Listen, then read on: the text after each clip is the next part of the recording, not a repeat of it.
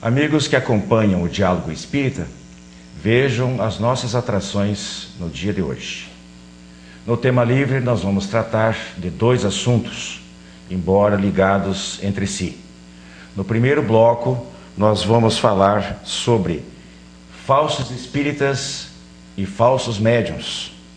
E no segundo bloco, responderemos à questão: benzedeiras, curas ou crendices?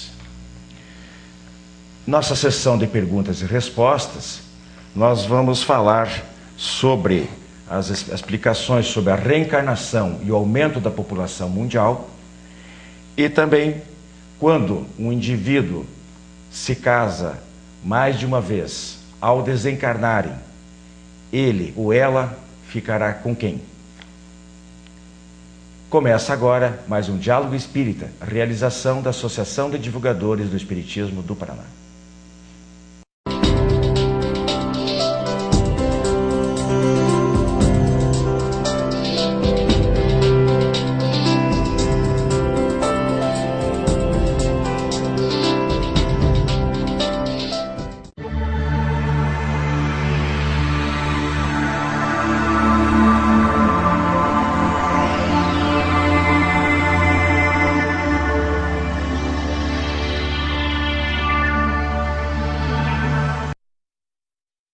Diálogo Espírita de hoje. Estou aqui na companhia do Gilberto Luiz Tomasi. Seja bem-vindo mais uma vez. Obrigado. Nós vamos falar hoje sobre dois assuntos. Nesse primeiro bloco, vamos insistir um pouquinho mais em relação às confusões que a gente ouve por aí relativamente aos termos espírita e médiuns ou mediunidade. Nós sabemos que essas palavras, vamos começar pelo espírita, né, que deriva do espiritismo. Esse termo foi cunhado por Allan Kardec em meados do século XIX, quando ele codificou a doutrina espírita, né?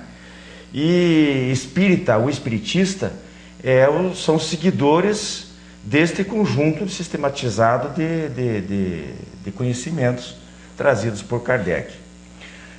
Espiritismo este, que o próprio Kardec define assim, tem duas definições aí de Kardec, né?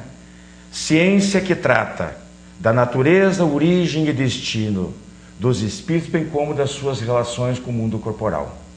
E também uma doutrina filosófica espiritualista de consequências morais. Então eu queria que o Gilberto começasse por aí, nesse aspecto desse enquadramento dos termos espírita por enquanto, né? Olá, amigos. O Wilson.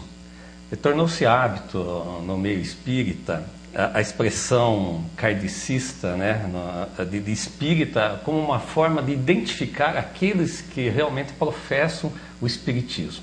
Até porque, em função de outros segmentos, né, espiritualistas, como Umbanda, Candomblé, outras coisas, para que haja essa diferenciação, então usa-se de forma errada, digamos, o termo espírita.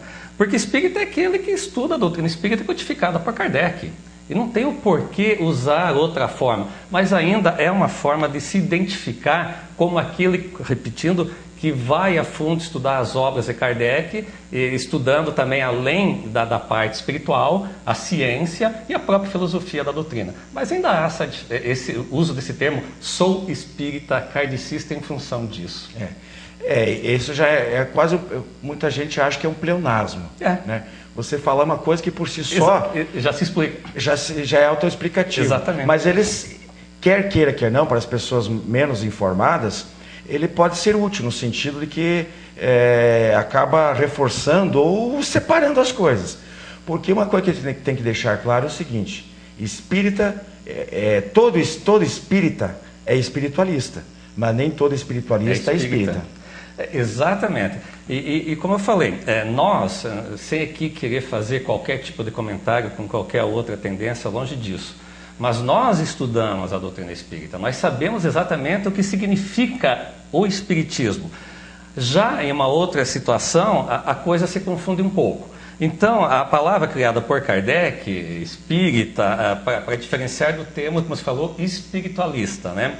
Então, nesse caso, o Livro dos Espíritos e o Livro dos Médiuns e as outras obras de Kardec, inclusive Céu e Inferno, a Gênesis ou coisa parecida, nos dá a noção certa do que seja ser espírita. E vamos vivenciar esse espiritismo, então essa doutrina espírita, dentro dessas obras, né? Sem se preocupar, aí que está o detalhe, sem se preocupar com o que os outros dizem a respeito, porque há muita confusão, a gente vai ver mais adiante, tenho certeza, né, a respeito disso, que aí envolve-se todo é espírita, todo mundo é espírita, e não é bem assim, né? É uma situação grave, porque a gente acaba sendo colocado no mesmo balaio de gatos, e as pessoas, a própria imprensa, o desconhecimento não é só das pessoas leigas, mas da própria imprensa, repórteres, apresentadores, locutores e tal, que às vezes se referem nas revistas, nos grandes periódicos, até dos grandes semanários brasileiros, às vezes ainda confundem e dizem que fulano, numa sessão de terreiro, uma sessão espírita de terreiro, fizeram um despacho na encruzilhada, um despacho espírita. Isso não existe, gente. Isso não existe. Então, por favor, entendam que espírita aplica-se tão somente aos ensinamentos codificados por Allan Kardec. Fora disso, não há espiritismo. E aí, a gente entra no outro detalhe, que é a palavra médium, né? A palavra, o uso, mediunidade é intermediário, está falando, médium, né? Está no meio, o intermediário entre o espírito comunicante e os encarnados. Então, a gente vê que existe médiuns em todas as épocas da humanidade, no seio de todos os povos, em qualquer lugar, sempre houve. Sejam aí, a gente vai ver depois também, com o nome de profetas, de médiuns, de pitonisas, seja o que for, mas sempre existiram. Então, existem médiuns católicos, existem médiuns protestantes, existem médiuns hindus, ateus, né? É verdade. Porque a mediunidade é uma faculdade inerente ao ser humano. É tão inerente ao ser humano que é relativamente, assim como tão natural como se ver, ouvir e falar. Logicamente que alguns desenvolvem mais, outros menos a mediunidade, né? Mas é como você falou, mediunidade é uma coisa universal. Então não há porquê, como você falou anteriormente agora, enfocar em determinadas situações que o espírita que é médium, né, é que cometeu tal ato ou tal situação, né? Não tem como fazer isso, né? Por outro lado, a gente não pode, nós como espíritas, achar que só mediunidade, uma boa mediunidade, ou uma mediunidade legítima, um fenômeno verdadeiro, só ocorre dentro da seara espírita, digamos assim. Não. Né? Porque pode haver manifestações reais, legítimas, honestas, bem intencionadas, com bons propósitos, também nos outros segmentos. Pode, isso depende muito da evolução do espírito, né, Wilson? Como foi colocado, existem médiuns em outras religiões, por que não haver essa manifestação do fenômeno com alguém que não seja espírita?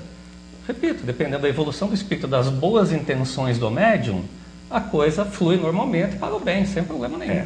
Agora, o risco, o perigo está justamente nos oportunistas, nos pela aproveitadores. Falta de estudo e conhecimento da doutrina, que enfoca exatamente o problema da mediunidade, né? Falta de conhecimento de alguns, mas de uma grande esperteza de outros, né? Que se aproveitam, que entram na carona. Exatamente, com certeza. Né? Eles entram na carona de má fé, usando má fé. Então tem aqueles que confundem, até lideranças religiosas, que são mal informadas e que confundem. Eles às vezes não têm intenção de denegrir a doutrina espírita, eles confundem tudo porque eles desconhecem, realmente não estudaram, e a gente vai falar aí em outro momento sobre a importância, no próximo programa a gente vai falar sobre literatura espírita, e a gente vai tocar nesse assunto, de quanto é importante não apenas pegar na mão uma obra espírita, mas de estudá-la, nem só ler, nem nós não temos esse direito, digamos assim, de achar que somos bons espíritas, ou somos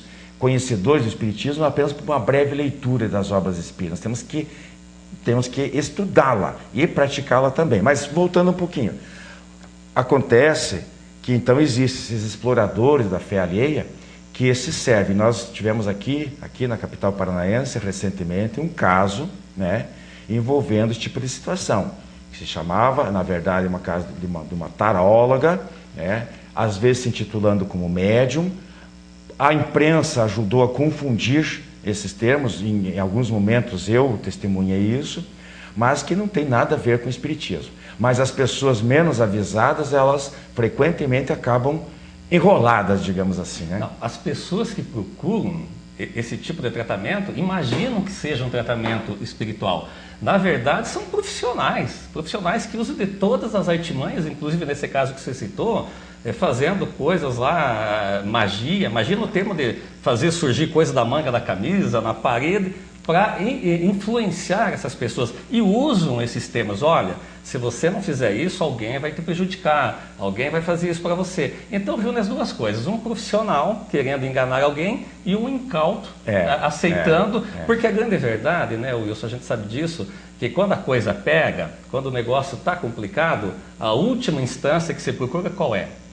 É a casa espírita ou o espiritismo, naquela ideia que eles têm de espiritismo, que qualquer um vai resolver o problema, né? Pois é, infelizmente, meus irmãos, existe, como o Gilberto disse, essas pessoas incautas, essas pessoas que se deixam enganar facilmente. Até pelo sentimento de sofrimento, de desespero, de dor, né? Essas pessoas aproveitam de várias situações, da vulnerabilidade emocional ou física das pessoas. Elas se aproveitam da ignorância dessas pessoas. Elas se aproveitam de técnicas, inclusive de hipnose, de autossugestão. Então nós temos que ficar atentos. Se as pessoas conhecessem um pouco melhor do espiritismo e fossem nos lugares bem recomendados, elas não cairiam nessa situação, nessas armadilhas de transferir, às vezes, seu patrimônio material, casas, seus bens e ficar sem nada, né? Então, é uma situação grave. Por favor, você que nos assista, tenha o cuidado de, numa necessidade qualquer, procurar o local apropriado. Não ir em qualquer lugar, um chamariz, onde você vai ser enganado, você vai ser tapeado e não vai resolver o seu problema. Até porque todo e qualquer tipo de tratamento espiritual não se cobra nada. Não se cobra nada. Não se cobra nada. Ele saberia. Se tivesse ido numa casa espírita primeiro, ele saberia que esse tipo de coisa não acontece. Ok, meus irmãos? Então, nós vamos aí para um breve intervalo e na volta nós vamos, de certa forma, continuar no tema, mas vamos falar sobre benzedeiras. Existe alguma realidade nesse tipo de fenômeno, nesse tipo de tratamento ou não? Prossiga conosco no Diálogo Espírita de hoje.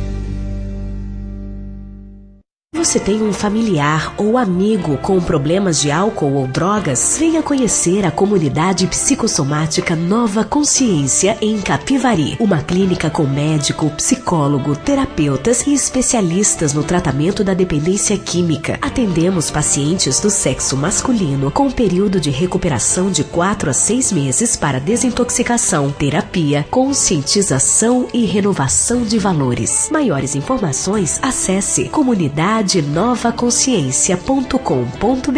ou ligue 34917000 com Saulo ou Arnaldo. Você que é distribuidor ou administra uma livraria espírita, não pode deixar de conhecer os livros da Editora M de Capivari, São Paulo. São mais de 350 títulos com dezenas de campeões de vendas. Peça o catálogo e dê aos seus clientes a oportunidade de conhecer os excelentes livros da Editora M. Contatos pelo e-mail vendas@editoram.com.br ou telefone DDD 19 3497 7000. Caríssimos amigos, estamos de volta aí com o Diálogo Espírita de hoje.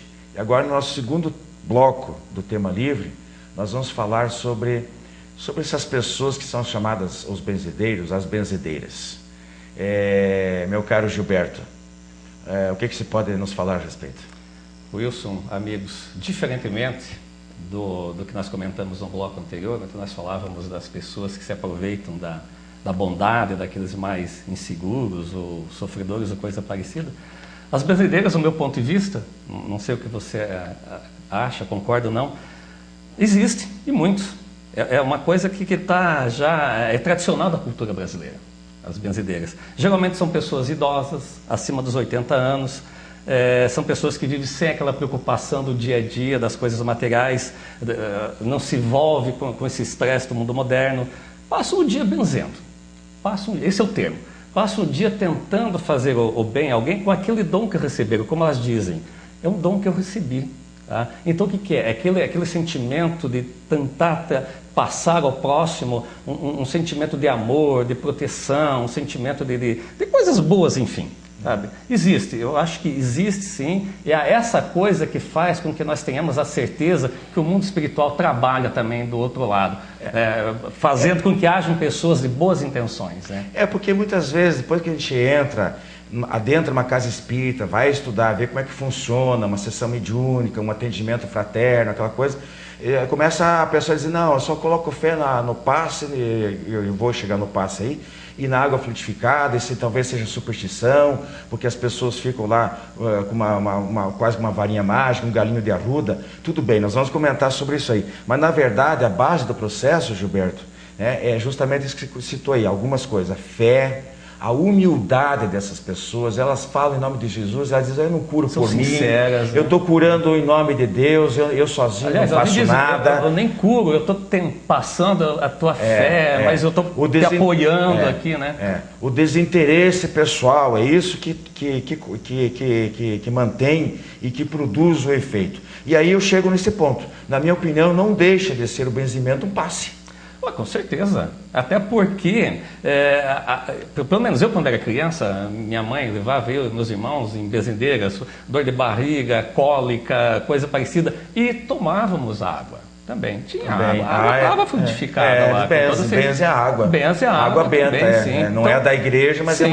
Ele diz, toma isso aqui que tem remédio. Então, é um passe, sim. É um passe, talvez. Essas pessoas, como nós falamos, são pessoas mais simples, não têm o conhecimento doutrinário necessário, a técnica, mas nem há necessidade. Né? Outra coisa também que a gente vê que, às vezes, essas pessoas elas usam uma imagem de um santo católico e tal. Não tem problema, da fé dela, na simplicidade dela, ela está seguindo a sua devoção, é a religião dela, há que ser respeitado, e se está aquela Nossa Senhora, não sei das quantas, né? A gente está falando assim para não citar isso, mas é um espírito protetor que está evocando. E esses santos são espíritos mais evoluídos, né? Claro, com certeza. Então, usa-se a imagem porque é católico, coisa parecida. Outros já acreditam um pouquinho no espiritismo, dizem que são espírito de luz, né? Estão chamando o espírito de luz para ajudar, para fazer aquela caridade, como se diz, para aliviar a dor. Então é muito legal. Você falou aí de uma experiência pessoal, eu também tenho. Meu pai também não tinha assim, um grande conhecimento doutrinário, frequentava um pouquinho aqui, um pouquinho ali, 50 anos atrás, no estado de interior, então não havia aquela base doutrinária sólida como nós hoje, os frequentadores espíritas têm. E ele praticava, ele ia lá um pouco e fazia em casa e na melhor das suas boas vontades. E eu tenho uma situação interessante, porque às vezes é um conjunto de fatores ali. É a fé da pessoa, é a fé de quem está do benzedor ali, e é a intervenção espiritual. No caso, tem uma situação que aconteceu o seguinte, era uma prima minha que estava temporariamente hospedada em nossa casa, ela estava com uma terrível dor de dente. E ela conversou com meu pai se comprometeu de, na hora de ir dormir, porque geralmente fazia as orações dele na hora de ir para a cama, que ele faria as preces. E ela, com aquela dor toda, ela foi tentar se acomodar antes. Meu pai esqueceu. Meu pai esqueceu de fazer aquele benzimento, aquela prece. E ela, durante a noite, no outro dia, amanheceu boa. O pensamento. Foi a fé dela. A fé. Né? Foi a fé dela que resolveu o problema aí. Nesse sentido, né, Wilson, para quem acredita, a fé, às vezes, é muito mais importante do que a ciência e a própria razão. Né? Então, ela acreditou naquilo mesmo sem ter vindo o benzimento, fez com que ela absorvesse. Né? Até porque existe o benzimento à distância também. Tem. E o benzimento à distância, para o espírita, nós traduziríamos como? Passe à distância. Passe à distância, as radiações. As radiações, os pensamentos. Então o mecanismo, gente, basicamente é o mesmo. Só que o espírita estuda mais a fundo, de uma maneira mais científica. A coisa não fica tão empírica. Não é verdade? Exato. Há esse aprofundamento aí. Então, eles trabalham com o passe, que é uma espécie de magnetismo, que é colocado a serviço do bem do próximo, né? Vamos comentar um pouquinho também aqui sobre o galinho de arruda. Uns benzem usando o galinho de arruda, outros com uma medalhinha, outros com uma imagem de alguma coisa. Uma vela mesmo. Tinha uma coisa aqui que tinha colocado aqui, que eu não lembro, daqui a pouco, um rosário. Um rosário, muitas vezes. Então, na verdade, isso aí, embora as ervas, no caso da arruda, ela tem esse componente fitoterápico, o próprio odor de certas ervas, ela tem uma certa interferência magnética no ambiente, etc. A gente sabe que tem, mas isso não é uma área de estudo da doutrina espírita. O espiritismo não estuda cromoterapia, não estuda fitoterapia, mas respeita alguns desses estudos, porque existe uma base científica para isso também. Então, nada impede que ela tem alguns que não usam nada. É só oração e às vezes uma gesticulação das próprias mãos. Então prova que a arruda é dispensável, embora às vezes reforce como se fosse um catalisador da energia.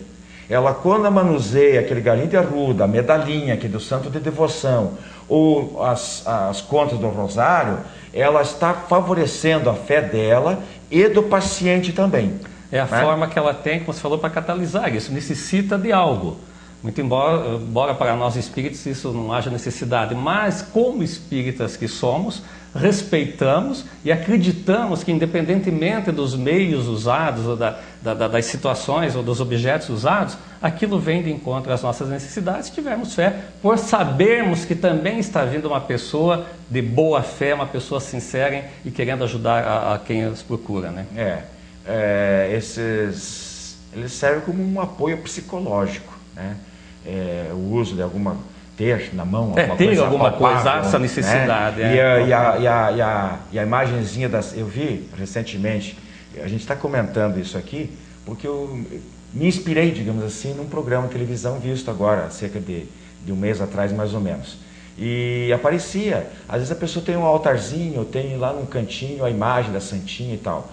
Gente, só porque isso o espírita não faz dessa maneira, é que tem um outro caminho, acha mais simples, ou que não vamos nos aproximar desse local, né? Que pode ser só mental, não significa que a gente deva desprezar. Então, é como nós falamos aí no bloco anterior, né, sobre a mediunidade em geral, seja passista encarnado, seja a atuação do espírito ou de espíritos, né? Elas existem em vários lugares fora da doutrina espírita. A doutrina espírita não é a única dona da verdade e a única que tem direito de exercer, de controlar a médiuns e mediunidade. Agora, dentro do ponto de vista espírita, existe uma disciplina particular, e é isso que nós temos que deixar bem claro, né? É claro, senão nós iríamos ao encontro, né, com aquilo que nós estudamos. Não é mesmo? Então tem que separar as coisas, exatamente. Isso eu concordo com você. Pois é, meus irmãos. Então nós já estamos aí nos aproximando do final do nosso tema livre de hoje.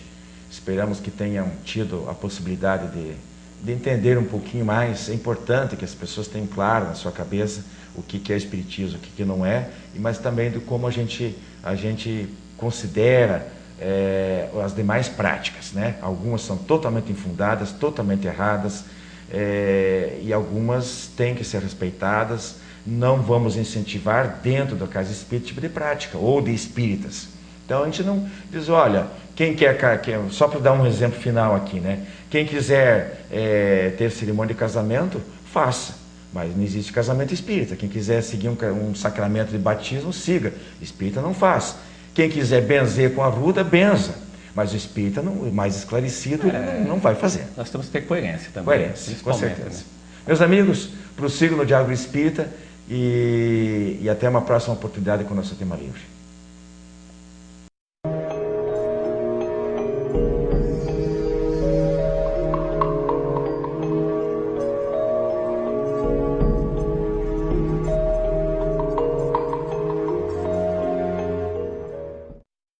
Meus irmãos, nosso programa, nosso quadro, o Espiritismo Responde de hoje, nós temos duas questões aqui para abordar. A primeira delas é o seguinte: é muito comum as pessoas perguntarem, mas se os espíritos estão sempre reencarnando, até chegar um momento que não reencarnam mais, mas são estão sempre reencarnando. Morrem, outros reencarnam, desencarnam, reencarnam e tal. Como é que a população mundial está sempre crescendo? Qual é a explicação? Bom, aí há duas questões para a gente analisar. A primeira delas é que Deus, no seu processo de criação, são muitas coisas misteriosas, e o Espiritismo também não sabe tudo, tem muitas coisas para serem aprendidas ainda, mas nós entendemos que Deus, na sua condição de eternidade, de perfeição absoluta, de sabedoria, Ele está sempre criando novas criaturas. O universo não é estanque. Nós temos milhares, milhões de galáxias, cada uma delas com milhares de estrelas. Hoje em dia, nós já comentou no outro programa, que inclusive com muitos planetas, sistemas solares fora do nosso sistema, os chamados exoplanetas, e que em condições de habitabilidade igual ou próxima da nossa, e que, portanto, pode abrigar vida, ou poderá abrigar vida, ou já abrigou vida. E eles precisam ser preenchidos. Então, Deus pode estar criando sempre novos espíritos. Nós não fomos criados todos ao mesmo tempo. Nós temos o mesmo ponto de partida, simples e ignorantes, e para seguir essa jornada temos também o mesmo ponto de partida, que é a perfeição relativa. Porém, somos criados em momentos diferentes. Tanto que nós temos civilizações muito avançadas, mesmo aqui na Terra, existe uma diferença grande, e ainda com tribos aí na Amazônia brasileira, por exemplo, que é totalmente fechada a civilização. Então, intelectualmente, principalmente intelectualmente, são totalmente precários. Existe uma falta de estrutura, de personalidade, de formação psicológica e de desenvolvimento intelectual. A segunda situação é que nós entendemos que existe uma ligação desde o átomo mais primitivo, uma questão do livro dos espíritos, até o arcanjo. Explicando isso, muitos espíritos tornam-se espíritos humanos a partir da condição da condição de vir dos reinos inferiores da natureza e se tornarem espíritos humanos, certo? Então não é que descendo do macaco diretamente, mas o espírito dele estagia nos reinos inferiores da natureza, principalmente no caso a animal, e passa depois a habitar corpos humanos. Então são espíritos novos, existem espíritos primitivos que também estão por aí, muitos deles talvez misturados conosco, muito mais atrasados moralmente e intelectualmente do que os que aqui já estão. A nossa segunda questão aí é o seguinte: quando a pessoa tem mais de um casamento, às vezes 2, 3 casamentos, coisa mais comum hoje em dia do que se pensa, A gente sabe como é que funciona. Bom, e depois que todos essas pessoas envolvidas, seja alguém que casou teve 3 esposas, ou uma esposa que teve 3 casamentos, certo? Quando morre, vai ficar com ninguém, porque a gente diz em Espiritismo que os laços afetivos não desmoronam, não são rompidos. Nós vamos para o plano espiritual, na dimensão espiritual, e vamos continuar reencarnando, vamos continuar em contato, mesmo que às vezes à distância, mas podemos vir nos comunicar, reencarnar de novo numa próxima encarnação. Gente, a família espiritual ela é muito grande. Nada impede que nós possamos conviver harmoniosamente entre essas várias pessoas. Até porque, talvez numa reencarnação passada ou numa reencarnação futura, elas estarão reencarnando numa condição diferente. De repente, vou dar um exemplo bem claro aqui. 2 esposas de uma reencarnação anterior, elas podem voltar envolvidas com aquele mesmo indivíduo, talvez uma novamente como esposa e a outra como filha, ou como a mãe, porque os espíritos não têm sexo, segundo os espíritos, não pelo menos da forma que nós entendemos.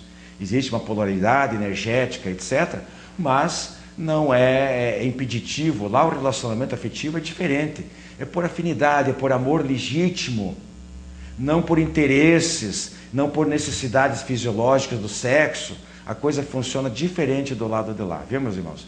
Então, o nosso Espiritismo Responde de hoje agradece todo o nosso diálogo espírita, agradece a atenção de vocês, desejando uma boa semana a todos e até a próxima.